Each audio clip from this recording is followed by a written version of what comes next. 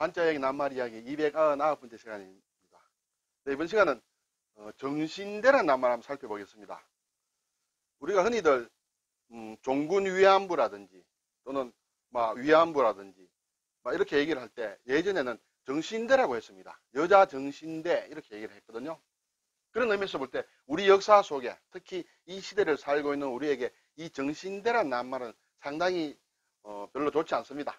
받아들이기 힘들고 감정적으로 저도 좋아하지 않습니다. 그렇지만은 일단 한자를 공부하는 우리 입장에서, 그리고 이 낱말이라는 걸 지금은 잘 안 씁니다만은 우리 역사 속에 묻혀 있는 어쨌든 그 역사책의 갈피에 있는 낱말입니다. 그래서 한자를 하는 사람들은 싫다고 해서 배우지 않고 그것보다는 이 말의 뜻은 무엇인가 하는 것은 알아놓을 필요가 있지 않을까 해서 정신대란 낱말 한번 살펴보았습니다. 최근에 위안부 관련된 문제가 요즘 또 얘기가 떠돌고 해서 제가 이 낱말 한번 선택해 보았습니다. 자, 정신대는 지금까지 한자를 모르고는 정신대가 무엇일까 이렇게 좀 의아해하는 분들도 있겠습니다만 찾아보면 뜻이 또렷하게 드러납니다. 빼어날 정이다. 뭔가 뽑아낸다, 빼어난다는 그런 뜻이에요.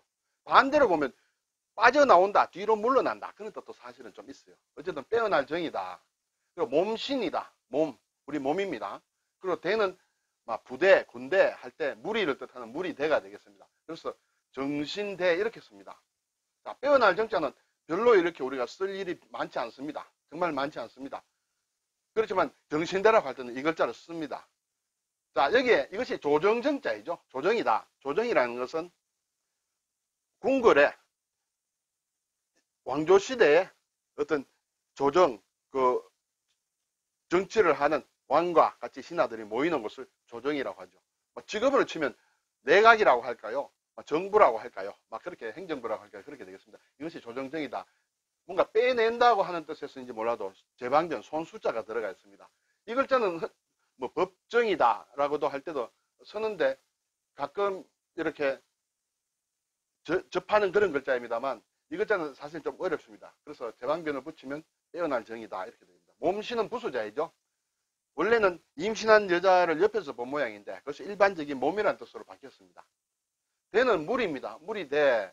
이것은 좌부변에 오른쪽 글자는 멧돼지가 돌진하는 모양이다 이렇게 되어 있습니다. 네, 뒤에서 다시 한번 좀 보겠습니다. 그래서 정신대 이렇게 되겠죠. 자, 이 조정정자는 자세히 보면 위에 이런 글자가 있습니다. 이것은 사람이 흙토 위에 이렇게 삐친 별입니다. 비슷한 글자가 사실은 두 가지가 있습니다. 이 삐친 별에 같은 삐친 별인데 흙토 위에 있느냐 아니면 선비사 위에 있느냐 이렇게 두 가지로 볼 수 있습니다. 일반적으로 요즘은 이러한 모양의 글자도 이렇게 쓰는 경우가 많습니다. 근데 원래 이 글자는 이렇게 흙토 위에 삐친 별이 있는 글자예요. 그래서 아랫부분이 가장 깁니다. 이것은 사람이 똑바로 이렇게 서 있다. 발꿈치를 못 오고 똑바로 위를 쳐다보는 모양이라든지 이렇게 하는 것입니다. 그래서 이것은 끌린자죠. 천천히 걸어간다. 이렇게 볼 수 있습니다. 이 두 개가 합쳐서 신하들이 조정의 뜰에 이렇게 서 있는 모양이다. 이렇게 해서 조정정입니다. 거기에 제방변을 붙여서 빼어날 정이다. 이렇게 되겠죠. 그리고 이제 물이 되는 좌부변에 이 부분이 멧돼지가 돌진하는 모양인데 이게 돼지 시자예요. 돼지 시자고 여덟팔이라는 것은 뭔가 기세를 좀 느끼게 하죠. 앞으로 이렇게 돌진할 때 부딪히는 어떤 기세를 얘기한다고 그렇게 볼 수 있습니다. 그래서 이 두 개를 합쳐서 이 글자가 되는 거죠. 여기에서는 이 글자가 지금 이렇게 적혀 있습니다만 같은 글자예요. 이렇게. 이것이 정자가 되겠죠. 8팔자 적은 것이. 그렇게 해서 물이다.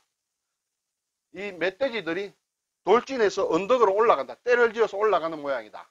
때를 지은 모양이다. 그렇게 생각을 하시면 되겠습니다. 자, 그러면 정신이란 무슨 말인가?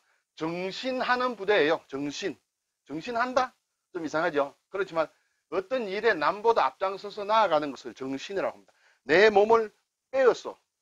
내가 무리들 중에 내가 빠져나와서 앞장선다는 그런 뜻이에요. 내 몸을 빼어낸다. 빼어내서 앞장선다. 뒤로 나가지 않고 앞장선다. 그것을 정신이라고 합니다. 그래서 그러므로 솔선하여 일에 부딪힌다.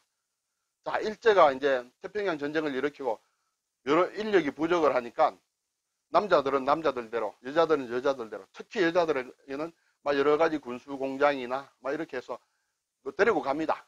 데려가면서도 허울 좋은 이름을 붙이죠. 정신한다. 내 몸을 빼내어서 정말 바쳐서 뭐 천황에게 이렇게 바친다. 뭐 이러한 허울 좋은 명목으로 이렇게 그때 당시에 조선의 여자들을 많이 데려갔죠. 그 중에 물론 위안부로 가는 사람들도 속여서 정신대라고 해서 이렇게 속여서 가는 그런 사람들도 있고 막 여러 가지 있었습니다. 어쨌든 야 정신해야 되는 거야. 나라를 위해서 정신해야 된다는 그런 이름으로 데려갔다. 그것이 바로 정신대라는 것이죠. 어떤 일을 이루기 위하여 자진해서 앞장서는 부대가 정신대다. 그리고 특히 태평양 전쟁 때 일본군을 위해 강제로 종군하던 위안부를 이르는 말이 정신대다. 지금은 이제 쓰지 않죠. 위안부라든지 이렇게 얘기했습니다. 우리 역사 속에 참 남아있는 정말 뭐라 할까요? 막 그런 낱말이 되겠습니다. 글자 자체는 알아야 되겠죠. 공부를 하는 사람이므로. 자, 정자 관련해가지고 몇 자 한번 보겠습니다. 이 조정이라고 했습니다. 조정할 때 이렇게 씁니다. 여기에 집음자를 얹으면 뜰이 됩니다. 뜰정입니다. 마당입니다. 마당 뜰입니다. 우리 가정이다.